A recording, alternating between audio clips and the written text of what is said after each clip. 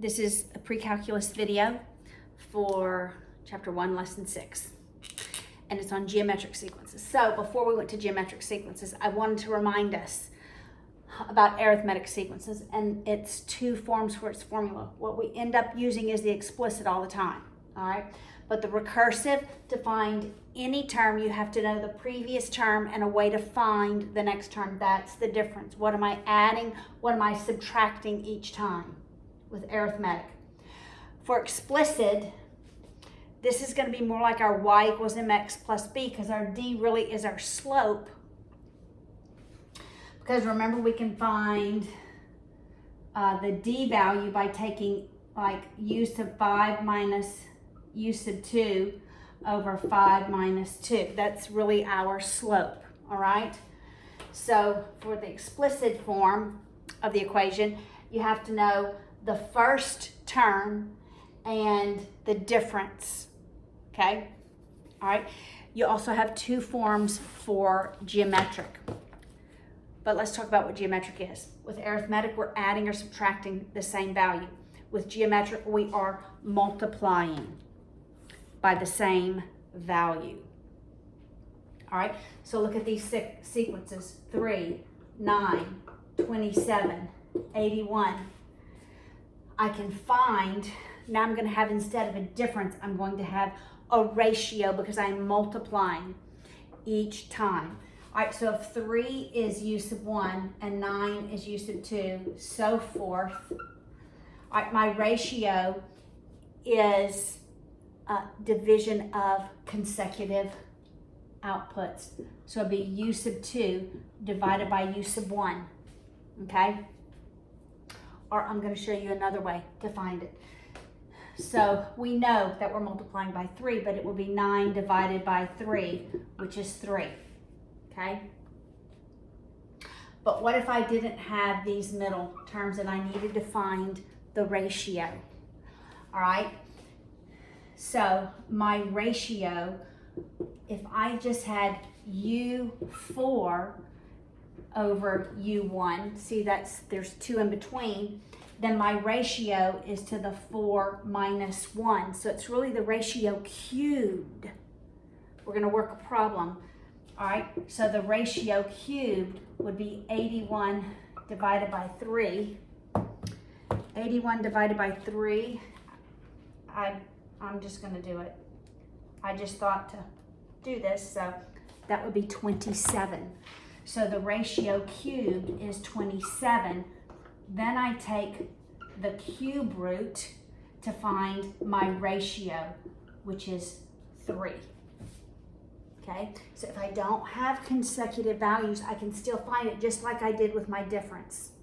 Okay, but what ends up happening is if I have non-consecutive, then my ratio is to this top end value minus the bottom end value.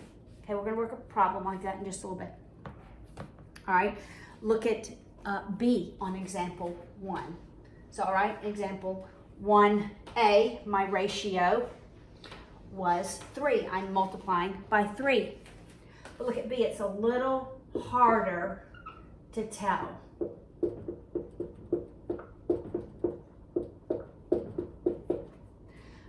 All right, so what do I multiply that by to get to 5/4? Well, 5 to 5, I just multiply by 1. 2, I multiply by 2. So here is my ratio. But I could find it by taking u sub 2 divided by u sub 1. So it'd be 5/4 divided by 5/2. And remember, this is a complex fraction, so to get rid of it, I multiply by the reciprocal of the denominator over itself, so that my denominator eliminates, that eliminates, and it's 1/2. All right, so that's how we find the ratio. All right, you could take u sub 3 divided by u sub 2. You could take u sub 4 divided by u sub 3. You could also take u sub 4 divided by u sub 3, but that's your ratio cubed. All right, so that is how you determine if a sequence is geometric or arithmetic, right?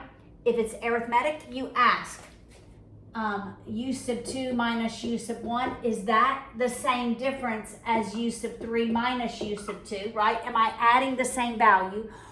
Or if it's geometric, you say, is u sub 3 over u sub 2, is that ratio the same value as u sub 2 over u sub 1, right? Your ratio should be the same. That's how you can determine if it's geometric or arithmetic. Sometimes you can just look at it visually and know. All right? Now, there are two forms of geometric. There is the recursive form and explicit form. The recursive form for geometric is very similar to the recursive form for arithmetic. I have to know the previous term just like I did here, and I have to know the rate, because to get to the next term, I need to know the previous one, and I multiply it by the rate. So remember, it was 3, 9, 27. All right, this is u sub 1. What if I wanted to get to u sub 2? To get to u sub 2, I take the previous one, 3, and I multiply it by what I know the rate is, 3, and I get 9. That's how we use the recursive formula. We have to know the previous term, and we have to know the ratio. We have the explicit formula, which is much like the one for arithmetic. So to get to any term, and that's what we're going to end up using most of the time, I have to know the first term, just like I had to know the first term for explicit and arithmetic, and I multiply it by the ratio to the n minus 1. See, n minus 1 is the same, u sub 1 is the same. The only difference is I now have the ratio and I'm multiplying instead of adding. Okay? Arithmetic is linear. I should write geometric up here, right? All arithmetic sequences are linear. Not so with geometric. They are exponential. All right, that's what they look like, exponential. So on example 2, it says, find, I'm on page, just to make sure you guys are with me, I'm on page 59. It says, find the common ratio of a geometric sequence where we have u sub 1 is 2 and u sub 2 is 8. All right, so I find the common ratio by taking u sub 2 divided by u sub 1, or 8 over 2, which is 4. That's my ratio, all right?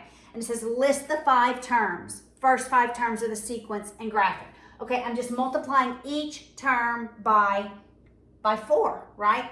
So u sub 1 is 2, u sub 2 is 8, u sub 3, I'm multiplying 8 times 4, which is 32, right? U sub 4. Now I'm multiplying 32 times 4. I'm going to do my brain. 128. Better check and make sure I'm right. Yes, all right. So I just multiplied by 4. U sub 5, I'm now multiplying 128 times 4, and it's 512. All right, if I graph that, remember, my sub number is my x value. X is 1, 2, 3, 4, 5. My y value is my output. 2, 8, 32, 128, 5, 12. All right, so if I graph that, it's 1, 2, 3, 4, 5. That's my n. This is my u sub n value. And we're going all the way up to 512. I'm going to count by hundreds.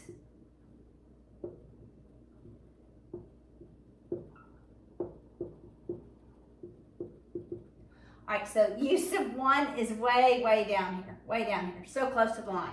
U sub 2 is not much further up, right? U sub 3 is 32, not even halfway. U sub 4 is 128, we just go above 100. U sub 5 is way up here. And you can see how it is exponential in growth.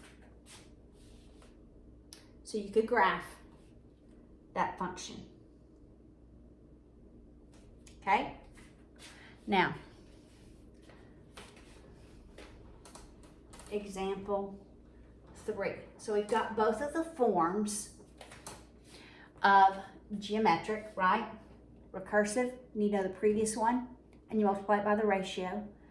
Explicit, you need to know the first one, and you multiply it by the ratio times to the n minus 1. So example 3 says, confirm that the sequence defined by u sub n equals 2 times the previous one, with u sub 1 being 7, can also be expressed as that. All right, so u sub n equals 2 u to the n minus 1, with u sub 1 is 7, that this can also be expressed as u sub n equals 7 to n minus 1. All right, so let's confirm that if that u sub 1, 7, does in fact, so this is u sub 1, equals 7 times 2 to the 1 minus 1, which is 0, right? But anything to the 0 power is just 1. So 7 equals 7. That works. Let's figure out what u sub 2 is. Okay? It's 2 times u sub 1. So u sub 2 is 14. And now let's just plug it in here and see if it works. U sub 2 is 7 times 2 to the 2 minus 1, which is just 1. 7 times, which 2 to the first power is 2.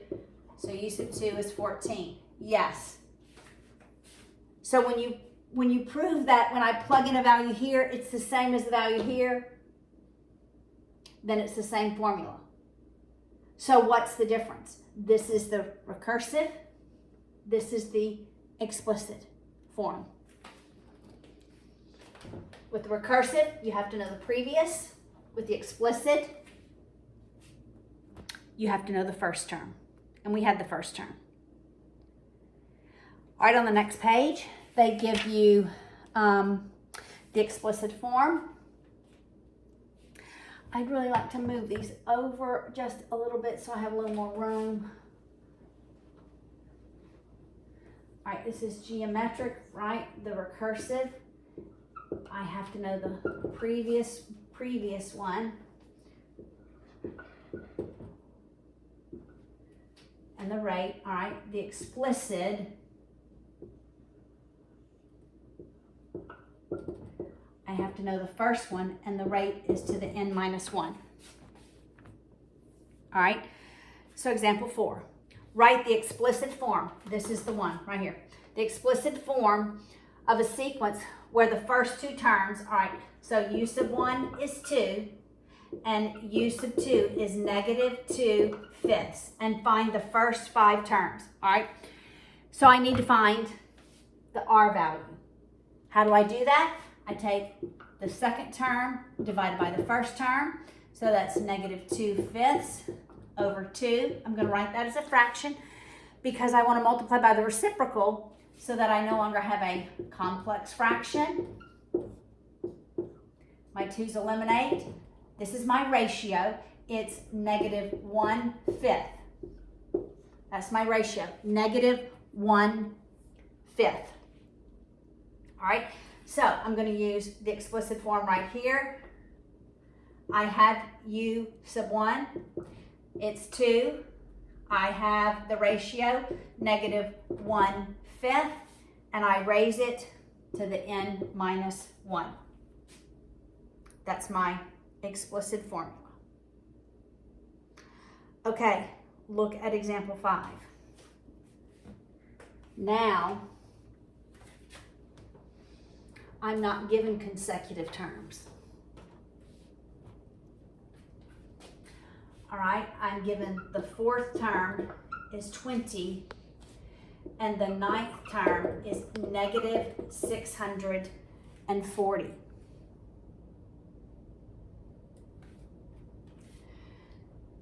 So my ratio is to the 9 minus 4. It's really the fifth root equals u sub 9 negative 640 over u sub 4, which is 20. So my ratio to the fifth power, you saw how I did that, right? Is negative 640 divided by 20. It's negative 32. I believe 2 to the fifth power. 2 to the fifth power is 32. But because it's a fifth, right, odd, my ratio is going to be negative 2. Okay, I have my ratio. I don't have the first term, right? I don't have u sub 1. But I can solve for u sub 1 using this formula. The u sub n equals the first term, that's a 1, times the ratio, it looks like a comma, huh? And I can use u sub 4. So I could say u sub 4 equals the first term to the ratio of 4 minus 1. All right, I know the value of u sub 4. I can solve for u sub 1. This ratio, that's u sub 1, it keeps looking like a comma, doesn't it? To the negative 2 cubed. That's negative 8.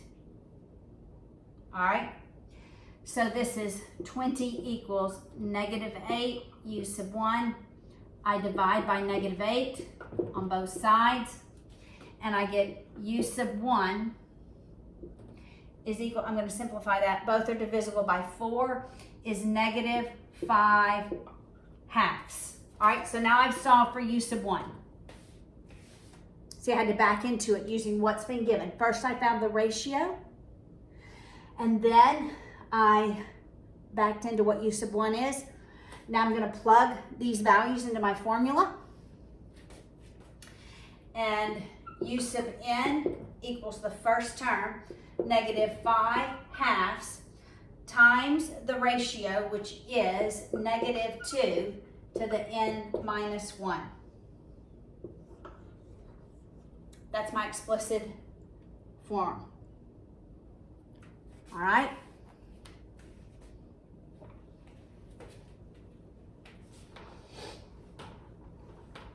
Now, just like we had partial sums for arithmetics, remember we had two formulas. All right, for arithmetic, I should write these down here. The one we used the most was that k over 2 times u sub 1 plus u sub k. That's what we used the most. But we also had k times u sub 1 plus k times k minus 1 over 2 times d. This is for partial sums, arithmetic. All right. The partial sums for geometric, it's on page 61. And it's, you have to know the first term, and you multiply that by 1 minus the rate to the k over 1 minus the rate. And that is your partial sum formula. All right, we're going to go over example 6. We will not cover example 7 rather. And we'll do the sum. All right, look at example 6. Find the sum. So how many terms are there? 1, 2, 3, 4, 5, 6, 7, 8, 9. So I want the sum n equals 1 to 9. So the first 9, that's my k value. K, I have a little spider coming down. not anymore. All right, so K is 1. I don't know why I used N, that's what your textbook used, but it should be, you just go back and look. It's K. All right, K, it really doesn't matter, it's a variable, right? I have the first one, I can calculate the rate. So I'm gonna take U sub 2, divide it by U sub 1, multiply by the reciprocal of the denominator, and I know it's gonna be negative, right? It eliminates, my 3's eliminate, it's negative 1/2, right, because that's 1, that's 2. All right, that's my R value. Now I could just plug it in to the formula. All right, so the first one is negative 3/2. So it's negative 3/2 times 1 minus that ratio. Remember, we're plugging in that to the 9th power. So it's going to end up being positive. This is going to end up being positive, okay? Because we are raising that ratio to the K power, all right? It's not two negatives. Those negatives don't cancel out. Now the negative in the denominator does, because it's 1 minus the ratio, so it's plus 1/2. That's 3/2, right? I'm going to erase this so I can work down, and we'll simplify what we can. All right, so that's negative 3/2 times, this is going to be 3/2 in the denominator, 3/2. What is 2 to the 9th power? Because 1 to the 9th power is just 1. So it's going to be a negative, actually, because it's an odd, right? So it's going to be 1 minus negative 1 over 5/12. That's just going to be 5/12 over 5/12. I need to write smaller, huh? It's going to be 5/12. Common denominator, I'm simplifying just like I did. Plus 1, 5/12 all over 3/2.